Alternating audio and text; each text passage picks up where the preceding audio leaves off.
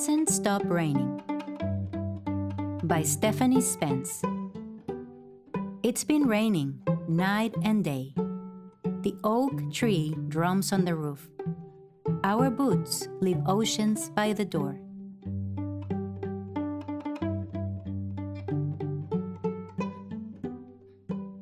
Karim, when can we play? Don't know, Ali, but not today.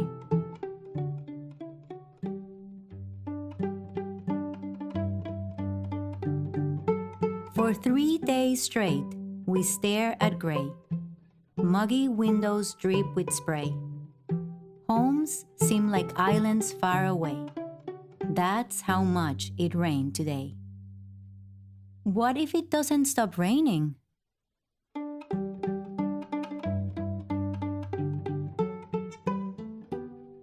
What if? What if the sea becomes our yard? The backlot becomes the bay. Across the street, the dolphins squeak. Beach balls bounce from beak to beak.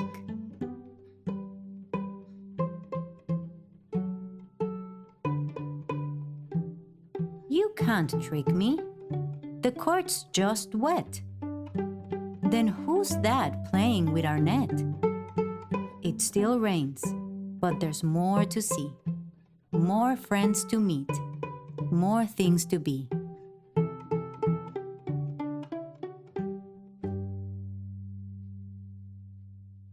At first, it's dark, but then it's bright when mermaids herd plankton at night. We're perfect swimmers, you and I. You can't do this when things are dry.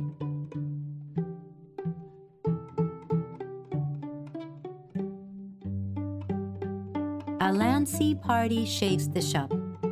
Dolphins dance, belugas bop. But just as we really start to rock, wait, hear that? The rain, it stopped.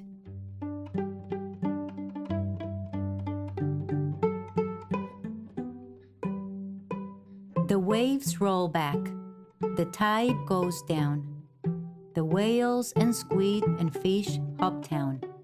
Come on, Ali, let's go say bye, quick, before we lose the tide.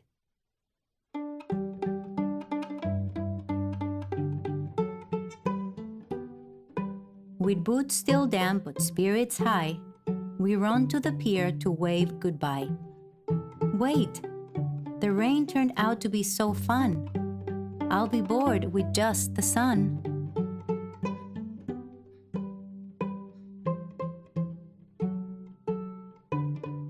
Back at the store, we sit by the door, fin-shaped puddles still on the floor. Karim, what if it never rains again? I'm not worried. We'll make new friends.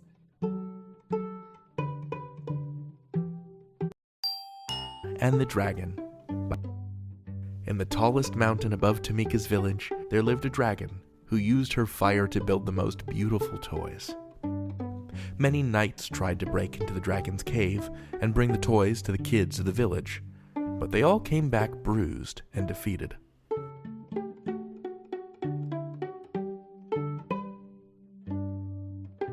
The knights told stories about the dragon's sharp claws, fiery breath, and a tail strong enough to break a castle. But Tamika had a strong will and quick feet. She decided to train for her armor and sword so she could take on the dragon herself.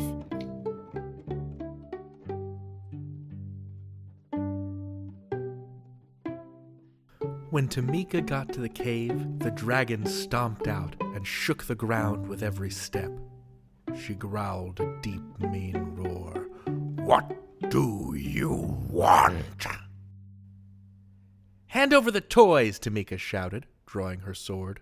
"Never!" responded the dragon, and she swung her tail, knocking the sword out of Tamika's hand.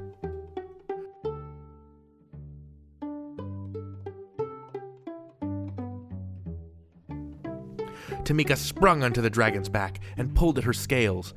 The dragon shrieked and breathed a raging fire that burned Tamika's hair.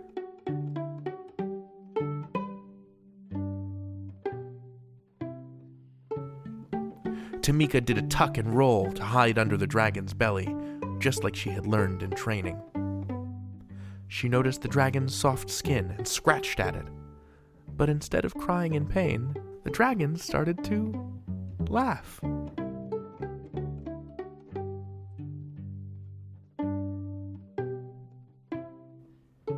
And instead of fire, a lavender mist came out of her nostrils. It landed on Tamika's head and made her hair grow back thick and healthy.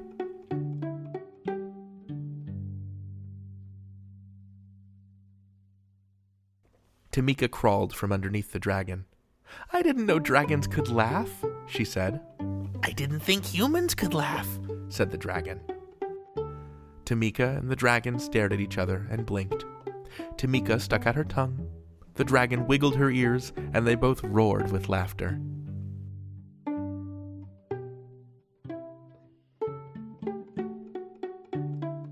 "You're not like the other humans," said the dragon.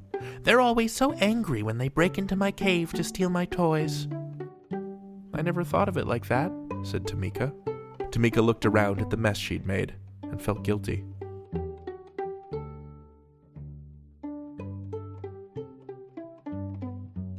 "Can I help you clean?" asked Tamika. The dragon nodded. Tamika and the dragon spent the whole day fixing the cave and playing together.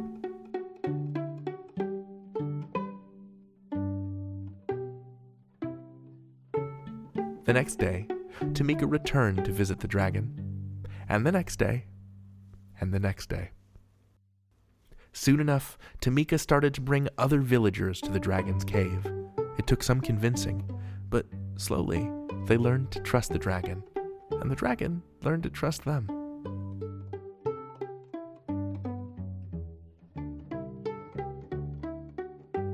In the tallest mountain above Tamika's village, there lived a beloved dragon who used her fire to build the most beautiful toys. Kids from the village would run up the mountain to play with the dragon, but none of them could. In the tallest mountain above Tamika's village, there lived a beloved dragon who used her fire to build the most beautiful toys.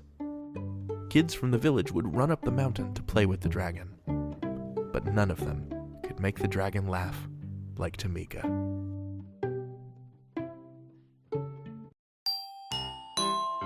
Friends by Cynthia Platt. Daisy lived in the woods with tall trees all around her. The trees gave her shade and sheltered her from bad weather. She had grown used to being the only flower.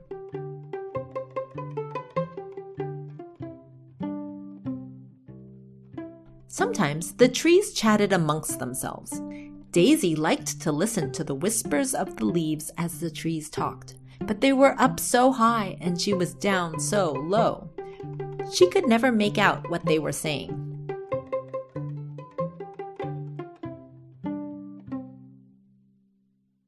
This made Daisy feel lonely. She wished she had someone to talk to. It would be nice to have someone like her who was on the ground level.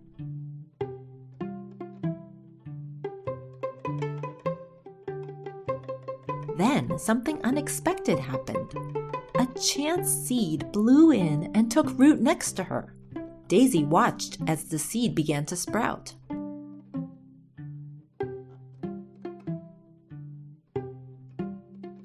Daisy wanted to be happy about the sprout, but she was filled with worries. What if this new plant wasn't so friendly?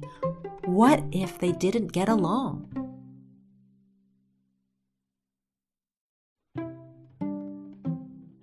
But what if the new plant was friendly? What if they got along beautifully? This could be Daisy's big chance to make a friend. Daisy wished the sprout could grow faster so she could meet her neighbor.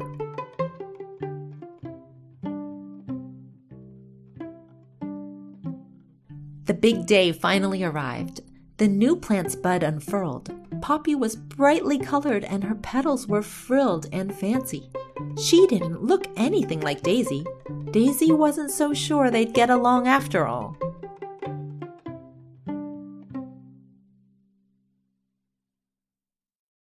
Daisy saw Poppy looking at the trees as the leaves whispered to each other.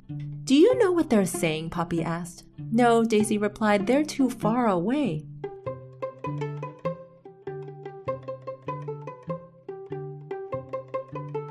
"I wonder if they're talking about the squirrels and the birds," Poppy said. "I wonder if they're talking about the clouds and the sun," Daisy replied. Daisy and Poppy looked at each other. "We could talk about all of those things together," Daisy almost whispered.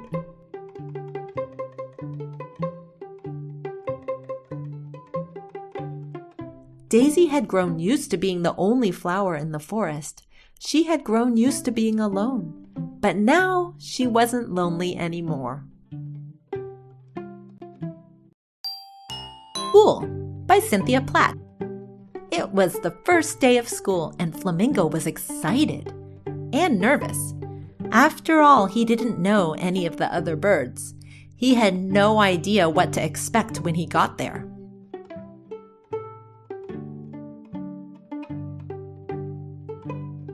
When he arrived, his teacher was greeting the students.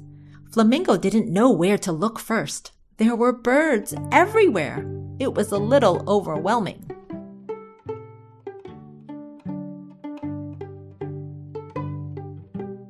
The new birds he met were so talented. During morning meeting, Nightingale sang every note beautifully. Flamingo did not.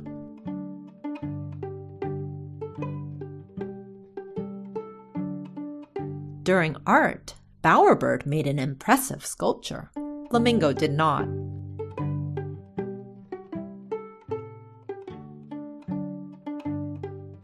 During science, Crow completed the experiment perfectly. Flamingo did not. The first day of school was not going well.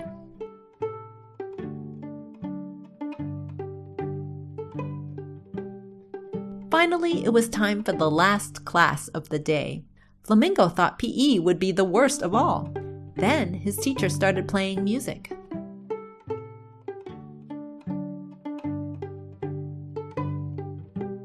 They were all going to dance. Flamingo was excited to start, but he felt shy because no one else was dancing yet. Then he began to move his head to the music. Soon enough, Flamingo was doing his best fancy footwork.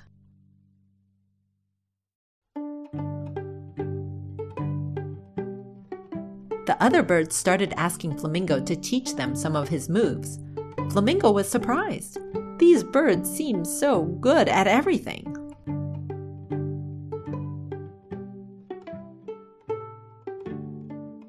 All around him, his new friends were asking for help and receiving it. Maybe it was okay not to be good at everything. Maybe Flamingo could ask for help too. By the time Flamingo flew home, he wasn't feeling as worried about school anymore.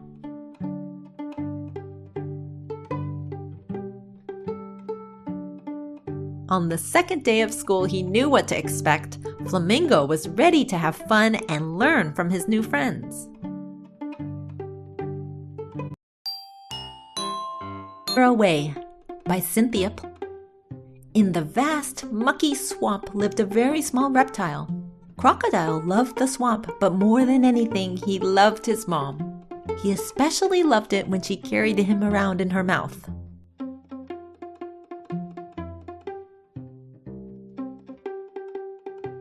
Thankfully, his mom took him with her everywhere. Together, they went down to the river. They sunned themselves on the warm sand. They even crept into high grass sometimes for a snooze.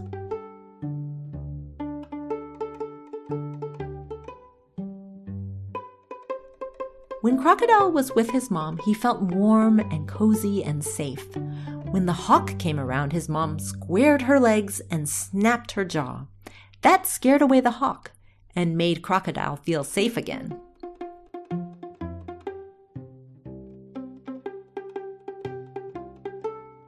One day, Crocodile's mom didn't take him with her. "I need to find us some food," she told Crocodile. "What should I do while you're gone?" he asked her.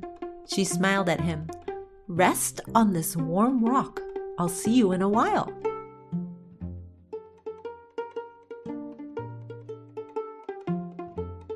She hasn't gone far, Crocodile told himself. She'll be back soon. But knowing that didn't make being apart any easier.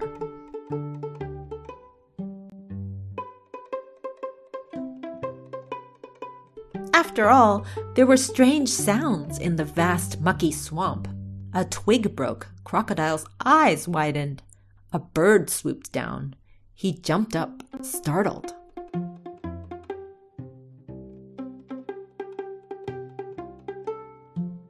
I know she'll be back soon, he said again, but I'm still worried. He wasn't sure what to do to make himself feel better. Then he had an idea.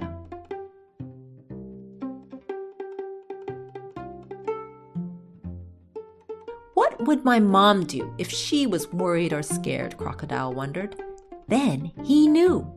First, she'd get nice and warm in the sun, gathering strength from it.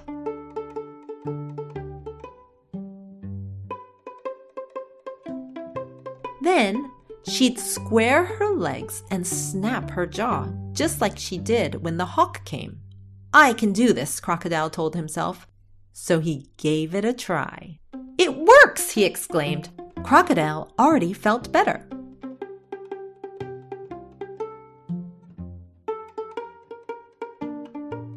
Just then he heard rustling in the high grass. Crocodile got ready to be brave again, but it was his mom.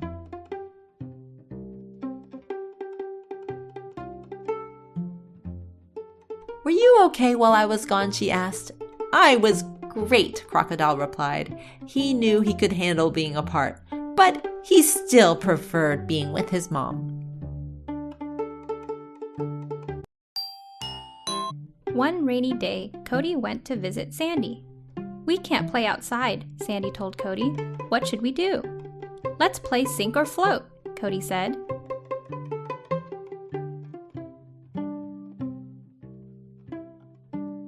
They found a large container and filled it with water. We need to be careful, Sandy exclaimed. We don't want to spill any. We're always careful, Cody replied.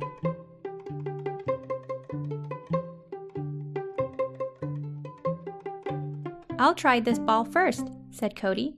It's light, so I bet it'll float. I've chosen this rock, Sandy replied. It's heavy, so it'll probably sink. The ball bobbed to the top and the rock sank down. Our predictions were right, Cody said.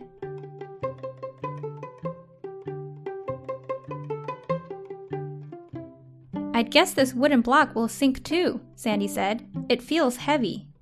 When she put the block in, though, it didn't sink. Instead, it bobbed on the surface like the ball did. My prediction wasn't right that time, she told Cody.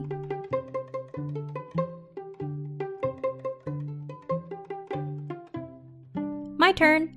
I'll try this dinosaur, Cody said. That won't float, Sandy replied. It's too big.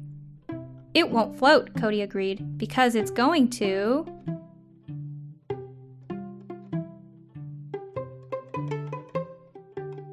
Cannonball! Cody exclaimed.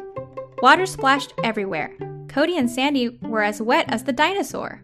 Oh my, Sandy said. Why'd you do that? Because it's fun to get wet, Cody replied.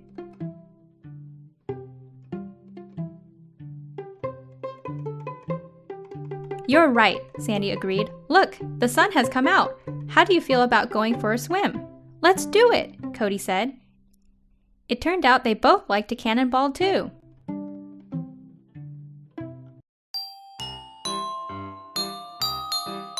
Energy by Cynthia. Sandy loved to learn about new places, so she borrowed a book about Iceland from Rhea. She was learning so much from the book. It had information about Iceland's culture, climate, and even geology.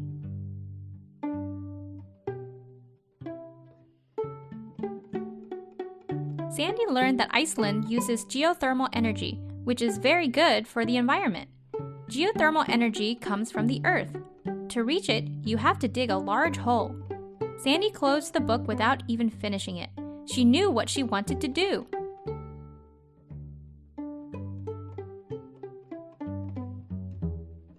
Sandy could dig a giant hole. Then the kids' club could use clean energy for heat and electricity. It would be a lot of work.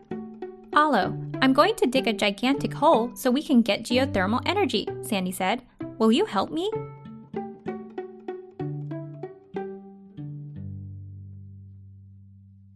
Of course, Alo replied.